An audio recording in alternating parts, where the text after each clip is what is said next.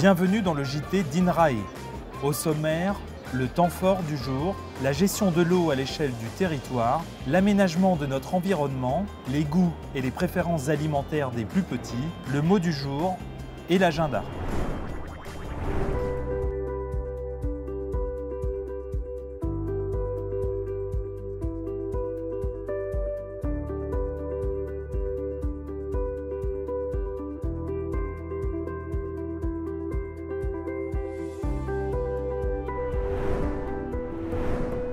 On développe des recherches pour mieux comprendre et optimiser la gestion de l'eau à l'échelle du territoire, notamment l'irrigation.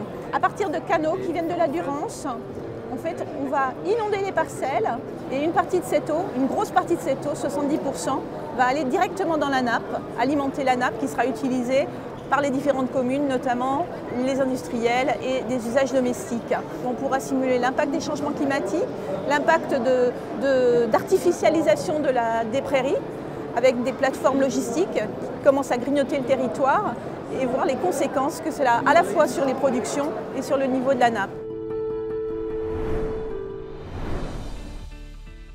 Le coût annuel moyen des dommages causés par les inondations a été estimé à environ 520 millions d'euros. Et ces coûts vont augmenter dans un contexte de changement climatique. La protection contre les inondations est assurée par des ouvrages hydrauliques, des barrages et des digues qui aujourd'hui protègent environ 2 millions de personnes.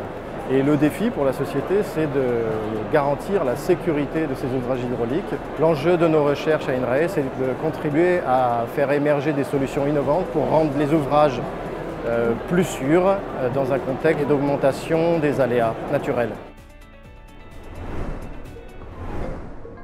La recette du jour, un petit cornet qui évoque un cornet de glace rempli d'une purée en 2 variantes, purée de patates douces, purée de pois, surmontée d'une petite boule, option végétarienne ou option carnée. Ça illustre l'alimentation des enfants, le thème sur lequel je travaille. J'essaie de comprendre ce qui leur plaît, ce qui ne leur plaît pas, et aussi comment les amener vers une alimentation plus durable, avec ces notions carnées et végétariennes qu'on va retrouver aussi dans leur assiette en restauration scolaire. Puisque depuis le 1er janvier 2018 et la loi Egalim, on a obligation de servir au moins une fois par semaine une assiette végétarienne aux enfants.